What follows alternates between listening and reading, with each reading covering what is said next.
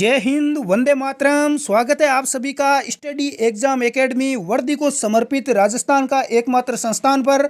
आप सभी यहां पर लगातार रेगुलर निःशुल्क क्लास का लाभ उठा रहे हैं।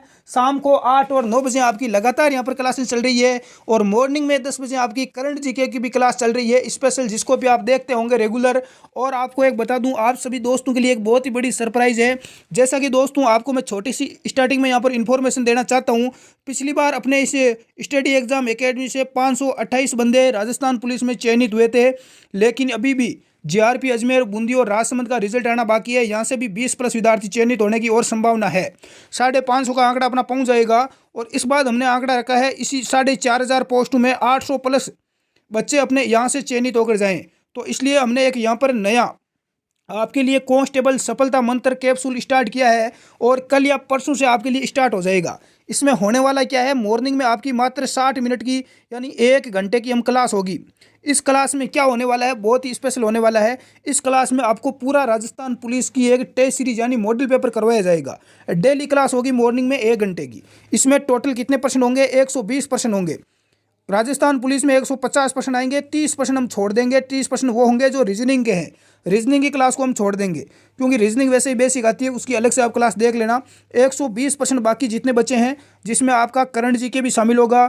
जैसा राजस्थान पुलिस का पेपर आता है उसी पैटर्न पर होगा, जिसमें पहला आपका होगा कंप्यूटर के 30% अलग अलग यहाँ पर टॉपिक के। डेली आपको नए नए प्रश्न देखने को मिलेंगे। दूसरा आपका महिला बाल अपराध के 10%। तीसरे पार्ट में आपका इंडिया जीके, साइंस और इंडिया का करंट जीके, यानी इसके आपको मिलेंगे 35%, जो राजस्थान पुलिस के पेपर में आते हैं आपके सिलेबस में। सेम उसी के अकॉर्डिंग डेली क्लास मिलेगी आपको। इसके अलावा राजस्थान का जीके जिसके 40% और पीछे जो 45% आते हैं, 5% आपको राजस्थान करंट जीके के। तो ये आपका टोटल इस प्रकार से शेड्यूल रहेगा। तो आप रेगुलर इसका लाभ उठा पाएंगे। मॉर्निंग में इस चैनल पर आपकी क्लास स्टार्ट हो जाएगी कल या परसों से। जैसे ही क्लास स्टार्ट होगी हम टेलीग्राम ग्रुप पर आपको बता देंगे। बिल्कुल, पहला प्रश्न आपके सामने आ चुका है स्क्रीन पर, जिसको आंसर आ रहा है कमेंट बॉक्स में बताएं। अपना चौहानों का इतिहास टॉपिक चल रहा था। प्रथम खिलजी सुल्तान जिसने रणथंबोर और दुर्ग पर आक्रमण किया वह था जलालुद्दीन, अलाउद्दीन खिलजी, शहाबुद्दीन या मुबारक। प्रथम खिलजी सुल्तान जिसने रणथंबोर और दुर्ग पर आक्रमण किया, उस सुल्तान का नाम यहाँ पर पूछा गया है। तो इसका राइट आंसर हो जाएगा जलालुद्दीन। क्या हो जाएगा, जलालुद्दीन। ए आपका राइट आंसर होगा। उसके बाद में देखो 1301 में किसने आक्रमण किया था, अलाउद्दीन खिलजी ने किया था 1301 में। और रणथंबोर दुर्ग पर प्रथम साका हुआ था। हम युद्ध की बात करेंगे, जो रणथंबोर का युद्ध हुआ था यहाँ पर। इस युद्ध में क्या हुआ, ये युद्ध काफ़ी महत्वपूर्ण रहता है एग्जाम की दृष्टि से। यहाँ से मैं आपको इतनी जानकारी दूंगा ताकि कोई प्रश्न छूटे नहीं। यहाँ के रणथंबोर के जो राजा थे वो राजा थे राजा हमीर। कौन थे, राजा हमीर। रणथंबोर दुर्ग सवाई माधोपुर जिले में है, ये भी आप ध्यान रखना। यहाँ पर युद्ध होता है राजा हमीर के और अलाउद्दीन खिलजी की सेना के बीच में। इसमें देखो 2 बार युद्ध होता है। अलाउद्दीन खिलजी आता है सेना लेकर सन 1300 ईस्वी में। कब आता है, 1300 ईस्वी में। लेकिन रणथंबोर दुर्ग पर इतनी जल्दी यहाँ पर चढ़ाई करना, इसको जीतना इतना आसान नहीं था। इसलिए अलाउद्दीन खिलजी क्या करता है कि इसी दुर्ग के, रणथंबोर दुर्ग के चारों तरफ घेरा लगा लेता है अपनी सेना का और 1 वर्ष तक यहाँ पर घेरा रखता है। दुर्ग के चारों तरफ घेराव रहता है। दुर्ग में बाहर से जितना भी पानी जाता है, अनाज, राशन, खाने पीने की जितनी भी सामग्री जाती है दुर्ग में, सब कुछ बंद करवा दी जाती है। धीरे धीरे इस दुर्ग में क्या होता है कि खाने पीने की यहाँ पर कमी आने लग जाती है। लेकिन फिर भी ये लोग दरवाजे नहीं खोलते हैं। राजा हमीर है वो इसकी पराजय स्वीकार नहीं करते हैं। लेकिन 1301 में क्या होता है, 1301 में यहाँ पर युद्ध होता है। 1301 में युद्ध होता है। ये युद्ध आपके लिए काफ़ी महत्वपूर्ण रहेगा। यहाँ पर पहला साका हुआ था।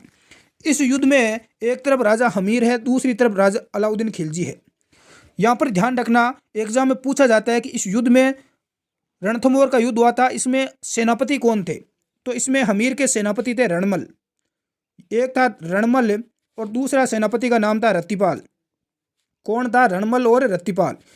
और इधर बात करें हम अलाउद्दीन खिलजी की, तो इसके पास 2 सेनापति थे। एक का नाम था उल्गू खां और दूसरा सेनापति था नुसरत खां। इसमें देखो नुसरत खां तो पहले ही मारा जाता है। भीम सिंह और धर्म सिंह से युद्ध करते हुए नुसरत खां तो पहले ही मारा जाता है, पीछे बचता है उल्गू खां। लेकिन यहाँ पर इस युद्ध में क्या होता है, ऐसा लगने लग जाता है कि रियल में इस युद्ध में जीत है अलाउद्दीन खिलजी की, पराजय होगी और हमीर की जीत होगी। लेकिन अलाउद्दीन खिलजी इन दोनों सेनापति को क्या देता है, रिश्वत देता है, रणमल और रत्तीपाल को। जिसके कारण क्या होता है कि रणमल और रत्तीपाल दोनों अलाउद्दीन खिलजी के साथ मिल जाते हैं और अलाउद्दीन खिलजी को जो इस दुर्ग के अंदर जाने के जो गुप्त रास्ते होते हैं वो बता देते हैं। जिसके कारण अलाउद्दीन खिलजी की यानी कि इसकी जो सेना है वो यहाँ पर पहुँच जाती है। यहाँ पर इस युद्ध में क्या होता है, इस युद्ध में राजा हमीर की पराजय होती है और अलाउद्दीन खिलजी इसमें विजय प्राप्त होता है। इस युद्ध के बारे में काफ़ी महत्वपूर्ण जानकारी एग्जाम में जो पूछी जाती है उसको आपको पता होना चाहिए।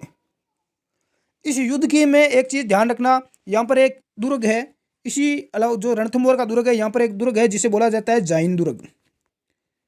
इस दुर्ग की विशेषता क्या है, इस दुर्ग को एग्जाम में पूछा गया प्रश्न है। इस दुर्ग को उल्गू खां अपने कब्जे में कर लेता है और इस दुर्ग को रणथंभौर दुर्ग की कुंजी कहा जाता है। क्या कहा जाता है, रणथंभौर दुर्ग की कुंजी इस जाइन दुर्ग को कहा जाता है। तो ये काफ़ी महत्वपूर्ण रहेगा।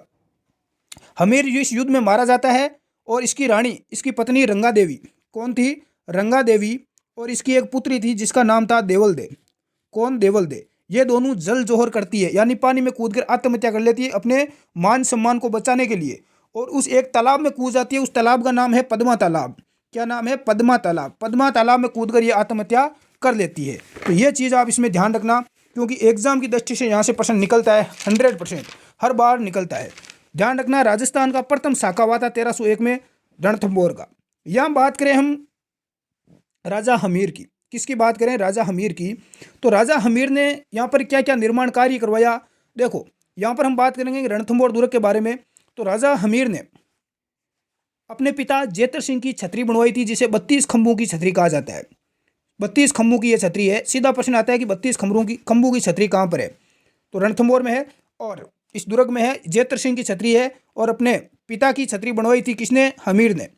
इस छतरी को न्याय की छतरी कहा जाता है। क्या बोला जाता है, न्याय की छतरी, क्योंकि राजा हमीर यहाँ पर इस छतरी में यहाँ पर बैठकर न्याय करते थे प्रजा का।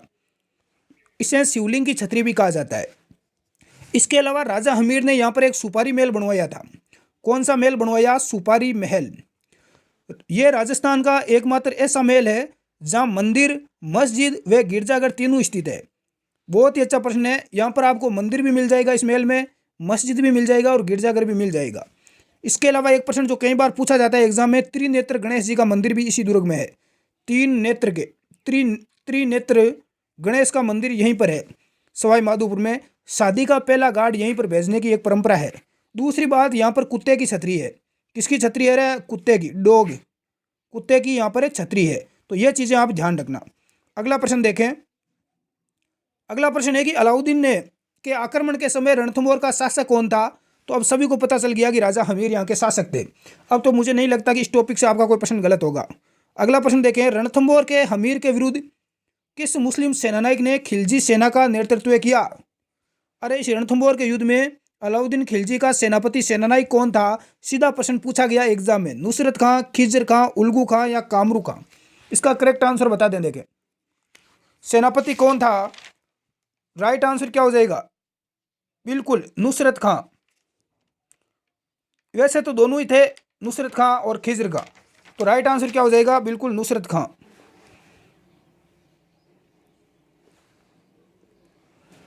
अगला प्रश्न क्या होगा। अगला प्रश्न है कि अलाउद्दीन खिलजी ने रणथंभौर पर आक्रमण किया क्यों।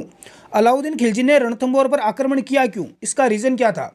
इसका रीजन था सुल्तान ने विद्रोहियों को यहाँ पर शरण दी थी। अरे अलाउद्दीन खिलजी के जो विद्रोही थे इनको शरण दी थी राजा हमीर ने, हठी राजा था, और बिल्कुल यही रीजन था। कल मैंने बता दिया आपको अलाउद्दीन इसके बारे में, राजा हमीर के बारे में। अगला है कि रणथंभौर की विजय के उपरांत अलाउद्दीन खिलजी ने इस दुर्ग को किसके अधिकार में सौंपा। रणथंभौर की विजय के बाद अलाउद्दीन खिलजी ने इस दुर्ग को किसके अधिकार में सौंप दिया, बिल्कुल उल्गू खां को सौंपा था। किसको, उल्गू खां को। नुसरत खां तो इसमें पहले ही मारा जाता है। अगला प्रश्न देखें, हमीर ने सुल्तान अलाउद्दीन खिलजी के किस विद्रोही सेनापति को रणथंभौर दुर्ग में शरण दी थी। अब कहा जाता है कि शरण दी थी सुल्तान के विद्रोहियों को, लेकिन शरण किसको दी थी, ये यहाँ पर प्रश्न पूछा गया है। बिल्कुल मीर मोहम्मद शाह को। किसको दी, मीर मोहम्मद शाह को दी थी। दे आपका राइट आंसर होगा।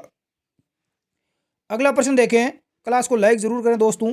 1300 ईस्वी में रणथंभौर पर आक्रमण के दौरान अलाउद्दीन खिलजी का कौन सा सेनानायक मारा गया। अलाउद्दीन खिलजी का कौन सा सेनानायक मारा गया। नुसरत खां इसमें मारा जाता है और उल्गू खां इसमें पीछे बच जाता है। तो आपका से यहाँ पर राइट आंसर होगा। अगला प्रश्न देखें, अलाउद्दीन खिलजी ने सर्वप्रथम राजस्थान के किस क्षेत्र पर अधिकार किया। चित्तौड़गढ़, जालोर, सिवाना या रणथंभौर। तो सबसे पहले किया था इसने रणथंभौर पर 1301 में। उसके बाद में इसने अधिकार किया, चित्तौड़ को जीता, यहाँ की रानी पद्मिनी थी, बिल्कुल शासक रतन सिंह थे 1303 में। उसके बाद में इसने जालोर, सिवाना इनको जीता था। अगला प्रश्न देखें, रजिया सुल्तान के घेराव के समय रणथंभौर का शासक कौन था? अरे रजिया कटू आएगी रे। उस समय यहाँ का शासक था बाघ भट्ट। कौन था रे? बाघ भट्ट। दे आपका राइट आंसर होगा। अगला प्रश्न है कि विजयादित्य नामक कवि किस राजा के दरबार में रहता था? विजयादित्य किस राजा के दरबार में रहता था? तो ये राजा हमीरदेव चौहान के दरबार में रहते थे। ये आपका यहाँ पर करेक्ट आंसर होगा। अगला प्रश्न देखें, हमीरदेव के विश्वासघाती सेनापति रत्तीपाल व रणमल की हत्या किसने कर दी? अरे ये दोनों गद्दार निकले थे और यही रीजन था कि हम ये युद्ध हार गए थे। रत्तीपाल और रणमल ये अलाउद्दीन खिलजी के साथ थे, लेकिन बाद में इनकी हत्या कर दी गई। अरे इन हत्यारों को कौन छोड़ेगा रे? अलाउद्दीन खिलजी नहीं छोड़ेगा। बे आपका राइट आंसर होगा। अलाउद्दीन खिलजी ने क्या कहा था? इनकी हत्या क्यों की रे? अरे इन दोनों ने तो इसकी सहायता की थी अलाउद्दीन खिलजी की, इसको रास्ते बता दिए दूरक के। अलाउद्दीन खिलजी ने कहा कि आप स्वयं जिसका आपने नमक खाया राजा हमीर का, उसके ही आप नहीं हुए, उनके साथ आपने गद्दारी कर दी पैसों के लालच में आकर, तो आप मेरे साथ भी गद्दारी कर सकते हो, आपको जीने का कोई अधिकार नहीं है, तो किसी के साथ गद्दारी मत करना। इसकी देखो पीडीएफ फाइल मिलेगी हमारे टेलीग्राम ग्रुप में। टेलीग्राम ग्रुप का नाम है स्टडी एग्जाम एकेडमी, राजस्थान का सबसे लोकप्रिय टेलीग्राम ग्रुप। नेक्स्ट अगला प्रश्न देखें, रणथंभौर के शासक हमीर चौहान की किस वर्ष दिल्ली के सुल्तान जलालुद्दीन खिलजी की सेना के साथ प्रथम बार मुठभेड़ हुई? हमीर चौहान और दिल्ली के सुल्तान जलालुद्दीन, इनके बीच में कब मुठभेड़ हुई, आपस में टकराव कब हुआ? तो ये प्रश्न पूछा गया।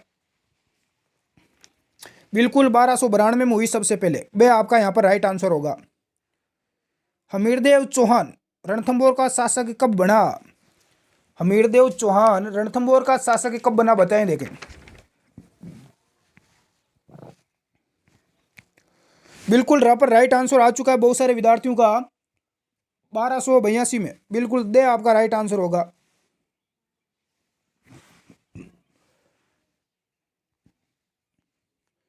अगला प्रश्न देखें, हमीरदेव चौहान की पत्नी रंगा देवी कौन सी? रंग देवी व पुत्री देवल या पद्मला ने किस तालाब में कूदकर जल जोहर किया? जल जोहर का मतलब पानी में कूदकर हत्या करना, आत्महत्या करना। तो कौन सी ये तालाब में कूदी थी? पद्मा तालाब में। से आपका राइट आंसर हो जाएगा पद्मा तालाब। नेक्स्ट अगला प्रश्न देखें, वैसे तो महिलाएं देखो जब उनके केसरिया शाखा ये होता था जोर वगैरह, तो उस समय अग्नि में कूदती थी, जलती हुई अग्नि में कूद जाती, लेकिन यहाँ पर जल जोर हुआ था, जल में कूद गई थी। जालोर के चौहान वंश का संस्थापक या आदि पुरुष किसे कहा जाता है? जालोर के है चौहान वंश का इतिहास हम पढ़ना स्टार्ट कर दिया है हमने, और इस वंश का संस्थापक या आदि पुरुष किसे कहा जाता है? बिल्कुल कीर्तिपाल को। किसको कहा जाता है? कीर्तिपाल को। से यहाँ पर राइट आंसर आ चुका है बहुत सारे दोस्तों का। जालोर का इतिहास, ये पाली के जो नाडोल चौहान थी उन्हीं की एक यहाँ पर शाखा है जालोर में। इसका संस्थापक बिल्कुल कीर्तिपाल चौहान है। इसने कब इसकी स्थापना की? 1181 ईस्वी में। कब की थी रे? 1181 ईस्वी में। देखो कीर्तिपाल को किस किस नाम से जाना जाता है, इसके उपनाम क्या है? इसे देखो कितु ए महान राजा की उपाधि दी गई। कितु ए महान राजा की उपाधि मुणोत नैन सिंह ने दी थी। और मुणोत नैन सिंह को राजस्थान का क्या कहा जाता है? अबुल फजल कहा जाता है। और मुणोत नैन सिंह को अबुल फजल किसने कहा? मुंशी प्रसाद ने कहा। देखो कीर्तिपाल को कितु ए महान राजा की उपाधि किसने दी? मुणोत नैन सिंह ने दी। गुरुजी मुणोत नैन सिंह का उपनाम क्या है? राजस्थान का अबुल फजल है। तो मुणोत नैन सिंह को अबुल फजल की उपाधि किसने दी? मुंशी प्रसाद। बिल्कुल मुंशी प्रसाद ने दी। अगला प्रश्न देखें, निम्न में से कौन सा ग्रंथ जालोर के शासकों की उपलब्धि के बारे में बताता है? जालोर की शासकों के बारे में कौन सा यहाँ पर ग्रंथ हमें बताता है? तो इसका राइट आंसर बताएं, कानड़ देव प्रबंध। बिल्कुल यहाँ पर आंसर आ चुका है कानड़ देव प्रबंध। दे मेरे साथियों का राइट आंसर आ चुका है। बिल्कुल कानड़ देव प्रबंध आ चुका है। देखो ये कानड़ देव चौहान ये 1305 ईस्वी में शासक बनता है। कब बनता है? 1305 ईस्वी में। कानड़ देव प्रबंध किसने लिखा? लेखक कौन है? पद्मनाभ। बिल्कुल। अगला प्रश्न देखें, अलाउद्दीन खिलजी के जालोर आक्रमण के समय कानड़ देव चौहान के साथ किसने विश्वासघात किया। देखो अलाउद्दीन खिलजी जितनी कहीं पर भी जीता ना, तो इसने कहीं ना कहीं यहाँ पर चाल चली थी, किसी ना किसी प्रकार से दुश्मन के कुछ सेनापतियों को अपनी ओर मिला लिया, और जिसकी वजह से ये लगातार युद्ध जीता गया। इसने किस किस को जीता आपको पता है, रणथंभौर से स्टार्ट की, चित्तौड़ को जीता, बाड़मेर को, जालोर को, सिवाना को। तो यहाँ पर देखो अलाउद्दीन खिलजी ने जब जालोर पर आक्रमण किया, उस समय यहाँ का शासक कौन था, कानड़देव चौहान था। कौन था रे, कानड़देव चौहान। और उस समय क्या हुआ था, इनकी पूरी प्रेम कहानी मैं आपको कभी बताऊंगा और ऑफलाइन क्लास में। कानड़देव चौहान, तो इस समय इसके साथ विश्वासघात किसने किया, ये काफी महत्वपूर्ण पूछा गया आपसे। आंसर बताएं, देखें बहुत सारे विद्यार्थी आंसर दे चुके हैं। बिल्कुल बिक्का दहिया ने किया था, दे आपका राइट आंसर हो जाएगा।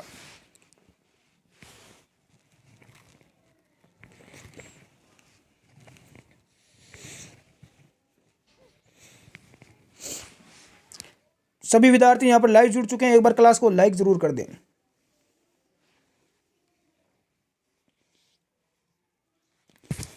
हाँ सर जी, आक्रमण कब किया।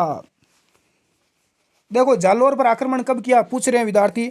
जालोर पर देखो 1311 में किया था, पहले 1311 में जालोर पर किया था। लेकिन जालोर पर आक्रमण करने से पहले, जालोर को जीतने से पहले सिवाना को जीतना जरूरी था। इसलिए अलाउद्दीन खिलजी ने पहले कहाँ पर आक्रमण किया, 1308 में सिवाना दुर्ग पर आक्रमण किया था। कौन से दुर्ग पर, सिवाना दुर्ग पर, बिल्कुल सिवाना पर आक्रमण किया था। सिवाना बाड़मेर में है।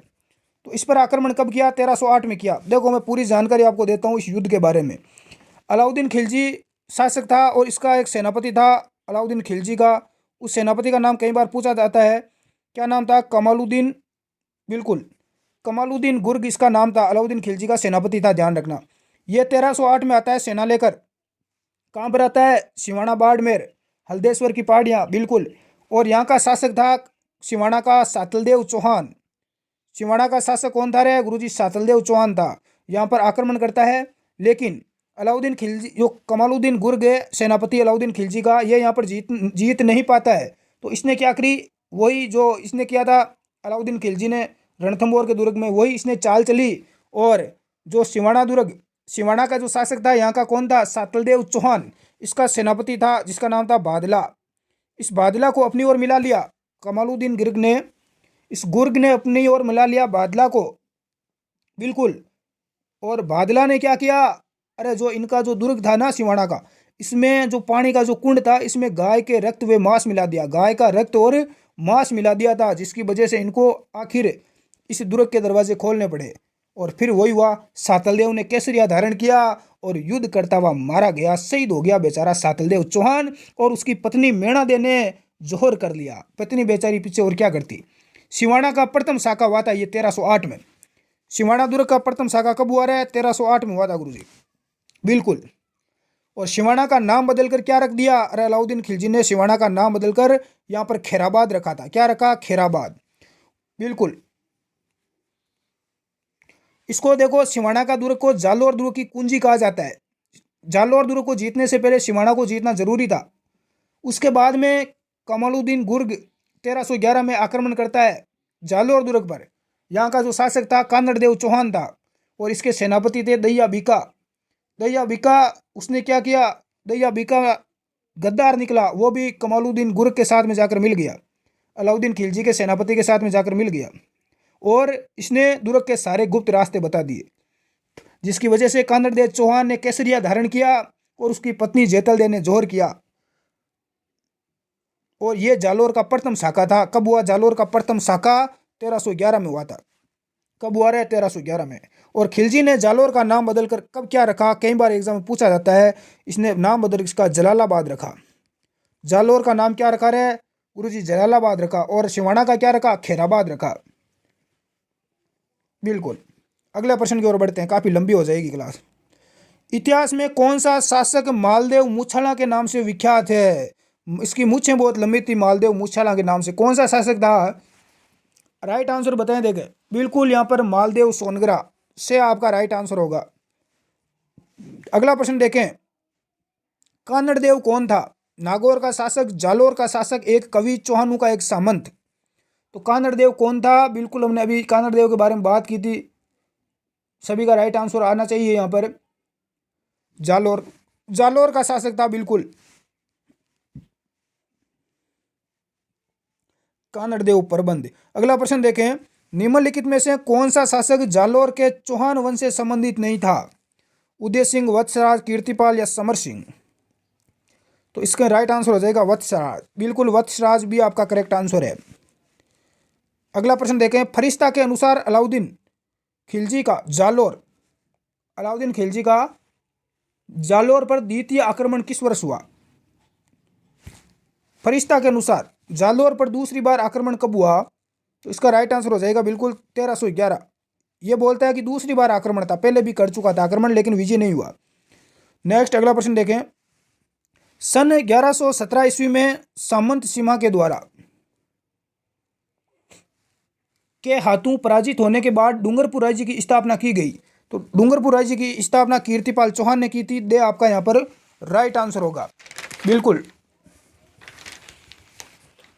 अगला प्रश्न देखें, जालोर के शासक एवं अलाउद्दीन खिलजी के मध्य संघर्ष की जानकारी किस ग्रंथ से प्राप्त होती है? हमीर महाकाव्य, पृथ्वीराज रासो, कानड़देव प्रबंध या हमीर रासो? तो इसकी जानकारी हमें कहाँ से मिलती है? कानड़देव प्रबंध से मिलती है। से आपका राइट आंसर होगा। अगला प्रश्न देखें, कानड़देव सोनगरा दिल्ली सल्तनत के किस शासक से युद्ध करते हुए वीरगति को प्राप्त हुए थे? तो कानड़देव सोनगरा ने अलाउद्दीन खिलजी की सेना से युद्ध किया था। से आपका राइट आंसर होगा। कब हुआ रे युद्ध? 1311 में हुआ गुरुजी। अगला देखें, कानड़देव सोनगरा जालोर का शासक कब बनता है? अरे कानड़देव जालोर का शासक कब बनता है? राइट आंसर क्या हो जाएगा? 1305 में बनता है। कब बनता है? 1305 में। इसकी जानकारी हमें मिलती है कानड़देव प्रबंध से। नेक्स्ट अगला प्रश्न देखें, अलाउद्दीन खिलजी ने जालोर पर अधिकार करके इसका भार किसको सौंपा? कब्जा कर लिया और इसका कार्यभार किसको सौंपकर वापस दिल्ली चला गया? तो इसका राइट आंसर क्या हो जाएगा? बिल्कुल, मालदेव को सौंपा। से आपका राइट आंसर होगा। और इसका नाम बदलकर क्या रख दिया था? जालोर का नाम बदलकर जलालाबाद रखा। क्या रखा? जलालाबाद। अगले प्रश्न की ओर बढ़ते हैं। अलाउद्दीन खिलजी की पुत्री फिरोजा राजस्थान के किस राज्य के राजकुमार वीरमदेव से प्रेम करती थी? ये लो। अरे अलाउद्दीन खिलजी की पुत्री थी फिरोजा। ये राजस्थान का एक राजकुमार था जिसका नाम था वीरमदेव। इससे क्या करती थी? जो आप सोच रहे हो वही करती थी। तो इसका राइट आंसर बताएं। कहाँ का राजकुमार था? अरे जालोर का ही था वीरमदेव। कहाँ का था? जालोर का। और यहीं पर इसने आक्रमण कर दिया। इसके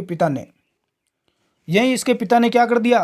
आक्रमण कर दिया। गुरुजी पूरा मैटर कहीं है बिल्कुल समझ में होना वह क्या आक्रमण करियो। और ये इसे प्रेम करता था। देखो, कानड़देव चौहान का बेटा है ये वीरमदेव। किसका बेटा है? कानड़देव चौहान का। इसको कानड़देव ने भेजा था शाही दरबार। इसने अलाउद्दीन खिलजी के दरबार में भेजा था। किसको? वीरमदेव को।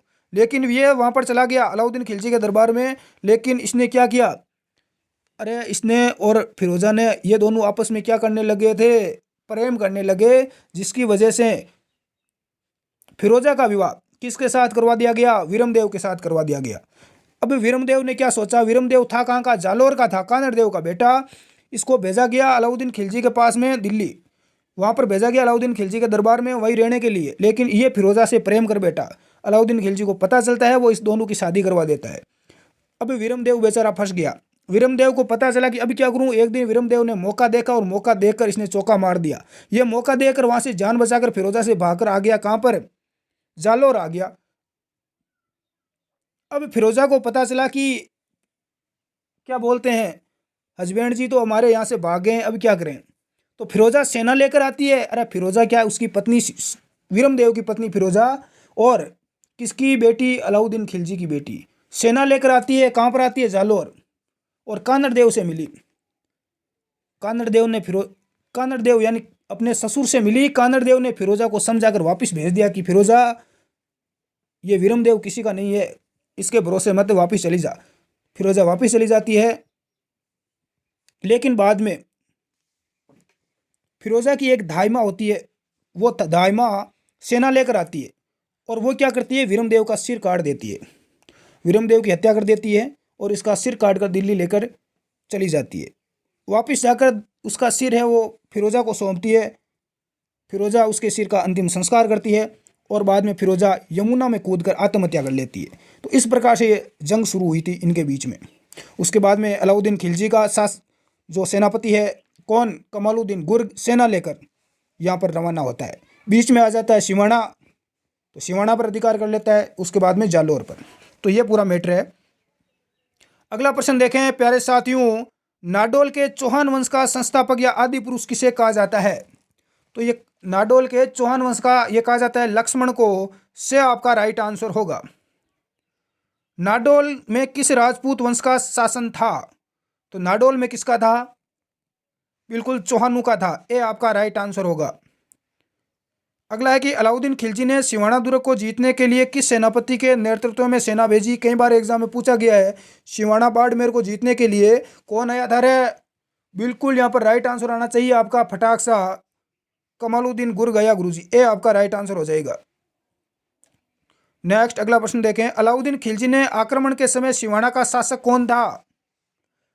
सिवाना का शासक कौन था? सातलदेव, बिल्कुल सातलदेव था, से आपका राइट आंसर होगा।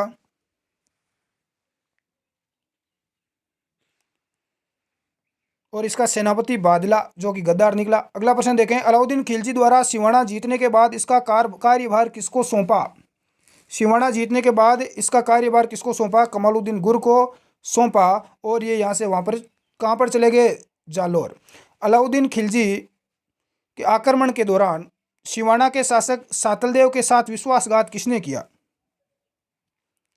तो सातलदेव के साथ विश्वासघात किसने किया?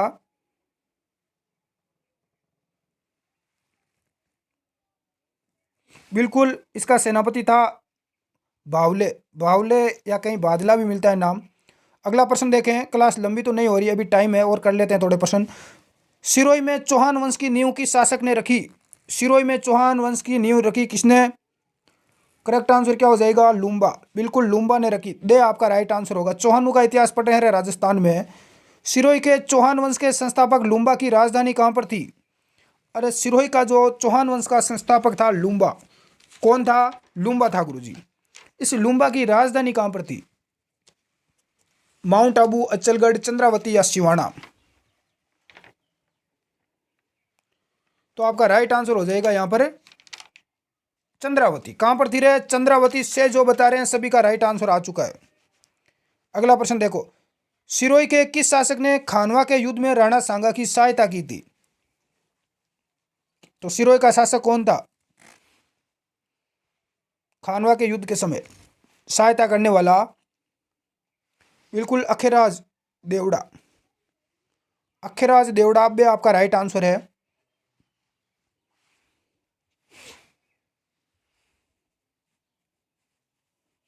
अरे अखेराज देवड़ा कौन है? आप जानते हो क्या अखेराज देवड़ा को? गुरुजी ये हम तो नहीं जानते, हमें तो हमारे ग्राम पंचायत के सरपंच का नाम ही नहीं पता, अखेराज देवड़ा का हमें कैसे पता होगा? अरे अखेराज देवड़ा सिरोही का शासक था, और इसकी विशेषता क्या थी? ये सबसे तेज गति से शासन करने वाला शासक था, इसलिए इसे उड़ना अखेराज भी कहते हैं। अरे अखेराज देवड़ा को उड़ना अखेराज भी कहते हैं। क्या कहते हैं? उड़ना अखेराज। बिल्कुल यही गया था खानवा के युद्ध में राणा सांगा के साथ। अगला प्रश्न देखें, सिरोही के किस शासक ने ईस्ट इंडिया कंपनी के साथ संधि की? तो ये कौन सा शासक था? शिव सिंह। शिव सिंह ने ईस्ट इंडिया कंपनी के साथ 1823 ईस्वी में संधि की थी। और ध्यान रखना, ईस्ट इंडिया कंपनी के साथ में संधि करने वाली ये सिरोही अंतिम रियासत थी। अरे अंतिम रियासत कौन सी थी ईस्ट इंडिया कंपनी के साथ संधि करने वाली? ये अंतिम रियासत सिरोही थी कि सिर कटा देंगे लेकिन संधि नहीं करेंगे, झुकेंगे नहीं। तो सिर से सिरोही, ऐसे याद रख लेना। और प्रथम रियासत कौन सी थी ईस्ट इंडिया कंपनी के साथ संधि करने वाली? अरे ईस्ट इंडिया कंपनी की संधि कर रही है, अरे कर रही है तो संधि करो, सबसे पहले करो, करो से करौली, पहली रियासत करौली थी। ध्यान रखना, ऐसे आप याद रख सकते हैं। तो क्लास लंबी हो रही है मुझे ऐसा लग रहा है, और अपने प्रश्न भी समाप्त हो चुके हैं आज की क्लास में पूरा। हम नेक्स्ट क्लास में मिलते हैं दोस्तों। क्लास कैसी लगी दिल से आप नीचे कमेंट बॉक्स में ज़रूर बताना, ताकि हमें पता चल सके। धन्यवाद, जय हिंद।